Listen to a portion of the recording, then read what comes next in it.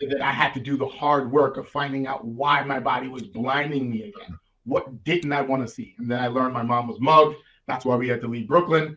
Mugged twice. That's why we left Brooklyn. And at 28, I had to deal with those feelings. And as I started dealing with those feelings, two things happened. Mm-hmm. And this is what I want everyone to hear. As you start dialing in your body, that's when you change. I started to see better because I started to see the world as it was. Mm. I started to see the world as it was. I was getting all physical changes. I was feeling things, as well as I saw my business differently. I saw what I was capable of differently. I saw that I could be a better father rather than the thing that I was trying to run away from, which my father was a truck driver and he just was never home. Yep. So I was like, I'm always going to be here, but I didn't take the responsibility of running a business like a business should be ran, and it's to take care of the family. And that's all my father was doing. It's just his tool was truck driving. He drove from New York down to Florida, so we barely saw him. Mm-hmm. Right after that, I was just like, all right, now I have this ability. I love myself, and I'm working myself down. I have to understand the systems of the body, which then I started learning about the electrical system. I started learning about the organ system, and I developed this. I went through a treatment where I started developing how to balance out the anterior chain versus posterior chain, which changes the brain yet again. Mm-hmm. And once you start changing the brain, people start to feel better, see better, think better. And now I have the body dialed in with the mind. But then it was, why do people keep on messing up? And now we're 12 years in now. Why do people keep on messing up? Because I started to understand psychology. And I started to understand that. And I was like, oh, wait, so where does a person get it from? Yeah. And then I started going into generational learning. And I learned a process. My bigger process that I now do is clearing up all the generational learning that keeps you self-sabotaging. Yeah. Generational learning is a real thing. I mean, dude, I've experienced it. And the more that I've learned and gone outside of the family ecosystem and unit that was, once that safe haven in this area that we were born and raised. And I went out and started to educate myself and learn from other people's and hear different perspectives. That was when some of the clarity came in, like, oh shit, that thing that your mom or your dad or your aunt or your uncle told you 20 years ago was just some generational bullshit that was passed on to them, and they just bought into it and never even said, oh, I don't know about that. That is so many. So I'm going to geek out on you, so bear with me, everybody, for half a second. So when you're a child, from the ages of 0 and 7, everybody knows this. Like, you don't have rational learning. Rational learning starts around 7 and it starts to grow up. But now think rational learning at 7 is very rudimentary. Think Commodore 64. Mm-hmm. You have mad coding and you have to figure that shit out, and you don't figure it out because they have this easy, picture book. You have to figure that shit out. Like, hold on, bro. Hold on. You mentioned Commodore 64 and I immediately start thinking about Oregon Trail. So, but you know it, right?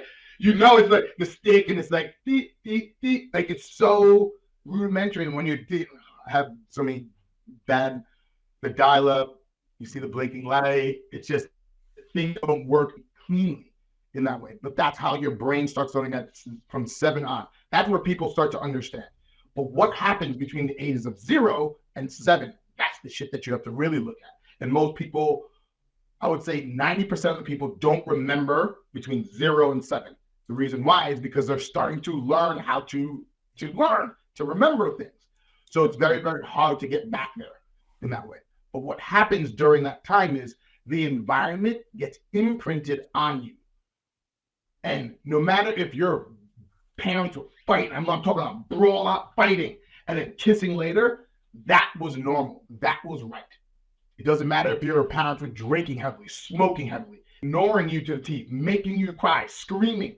All those negative things I just did on purpose was to show you that was normal. So now, as an adult, you rationalize that's not normal, but what was imprinted on you is normal. So that's where that chaos happens inside your head. It's like, I don't know why I have this urge to do this, or I have this knee-jerk reaction and then feel guilty afterwards.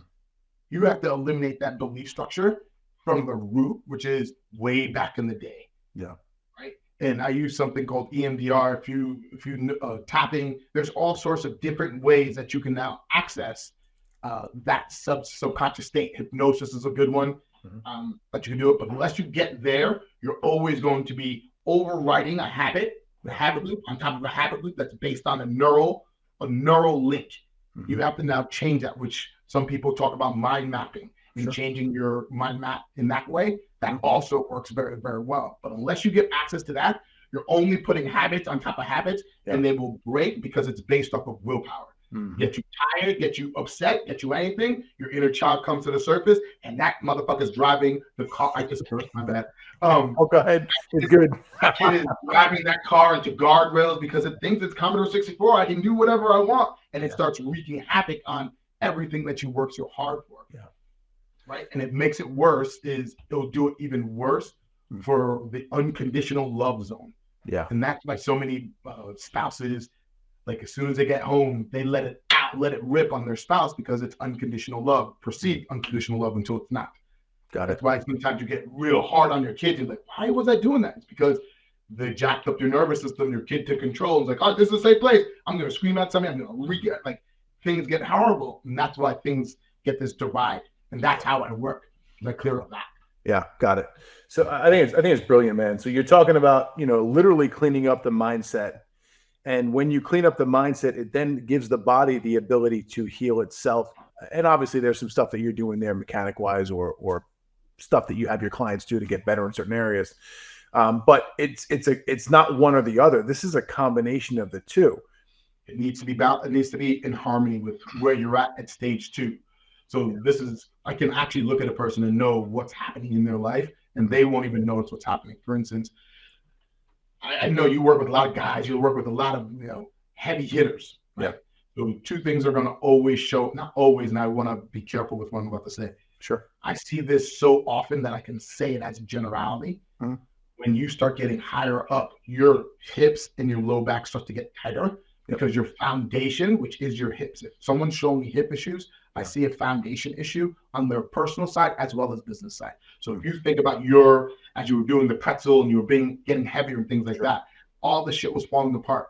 But as soon as you start to get grounded with who you are, all your bodies start to change. And that's because as you start to get your feet and your hips dialed in, they became stronger. Your foundation became stronger, which then made you stronger. So I can now look at a person. I want a person to understand that your body is telling you 100% of the time what is actually happening. And if you don't believe me, remember all those times you walked into a room, your hand stood up, and somebody was looking at you. That lovely adage that's actually true. It's just you got to transfer. That you felt well before your mind caught on. So yes, the mind controls the body, but the body says way too much for you to not listen to it. For sure.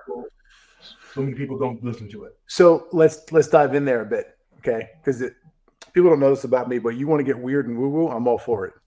Oh, let's do this, man. What are some energetic signals that most people are either A, not in enough alignment or attuned with themselves to even realize that it's a signal? And what are some of the signals that those who do have the ability to receive them usually ignoring, like, it's not a big deal, just keep moving forward? All right, so the first answer to that is there's so many. There's so many I couldn't even start. Like, oh, you could do this, you could do this. But it's a matter of this. If you're listening to this right now, you need to understand, are you in your body or not? Which means you can be stuck into your head and ignoring everything in your body, and that would be 85% and plus of most people that I talk to at first. And the easiest way you could do that is just feel your heart. Go pledge allegiance and feel your heart. If it takes you more than 2 seconds to feel your heartbeat, your nervous system is jacked up and you're not in your body. How does you lose? No, that's something already. So that's the name of the game. Like, you have to now be in your body. Once you're there, then you can start feeling things. And it's easy as any emotion is energy in motion. It's anything that you feel in that way. So everybody's body is different. If you feel one way, like if you felt your heart, feel your heart. Everybody feel your heart. I know I can't see you, but I know this works so well. And I want you to now feel the cadence of your heartbeat. And it has a texture to it, has a rhythm to it. And it just runs and runs and runs, right? So now I got you, Thomas, right?